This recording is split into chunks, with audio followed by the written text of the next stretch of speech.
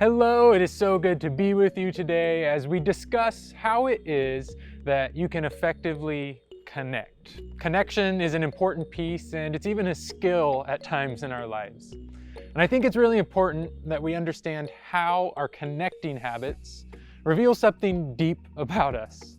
But connecting is not always easy. Actually, it's often pretty uncomfortable and requires boldness. I remember when I was in high school, I was in a math class that I wasn't doing so well in, and the leading reason being that I was much more interested in talking to my friends than learning about math. And it got to the point where when the end of the semester was coming around, I was getting really nervous about my grades.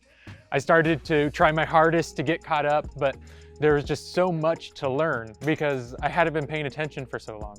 I knew all I had to do was go and start asking my teachers questions after class, but I didn't want to do that. My pride tried to tell me I didn't need help and that I could figure it out on my own.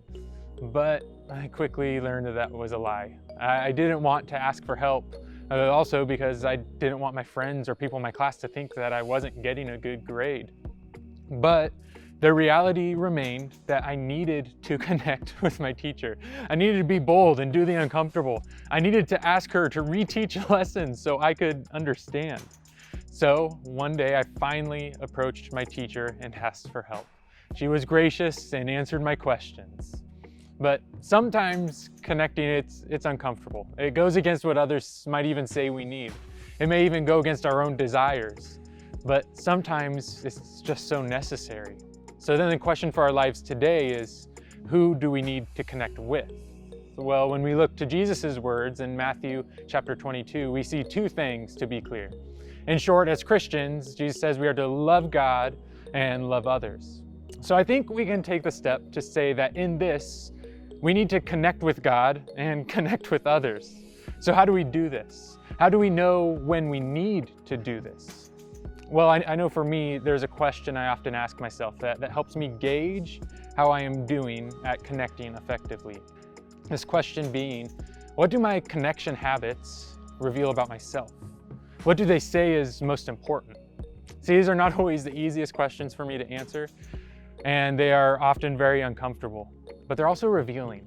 There are times in my life where I'm connecting with God a ton. I'm spending time in His Word, memorizing Scripture. I'm praying often and regularly. I'm journaling and trying to understand how God is moving more clearly. But at the same time, I'm not in contact with anyone else. I'm living in isolation from others. Or there are times in my life where the reverse is true. I'm constantly connecting with people. I'm having conversations about Jesus. I'm offering and receiving encouragement and guidance from others. But I'm really taking the time to connect with God. And even worse, there are very often times in my life where I'm doing neither. I'm in isolation from others, and I'm not spending time with God either. See, in all of these situations, I'm restricting myself from connecting effectively. Connecting effectively happens when we learn how to do both. When we learn how connecting with God and connecting with others operate hand in hand. When connection is at its healthiest is when we are prioritizing both of these. But it's not easy. It takes intention and dedication. When we are failing to connect, it becomes all the more uncomfortable the longer we wait to reconnect. So my challenge for you today is to ask yourself, what do my connection habits reveal about myself? What do they say is most important in my life? And then to respond. I encourage you to be intentional and prioritize in your life connecting with God and connecting with others. It is so important that we do this so that the love of Jesus may be seen through you in powerful ways.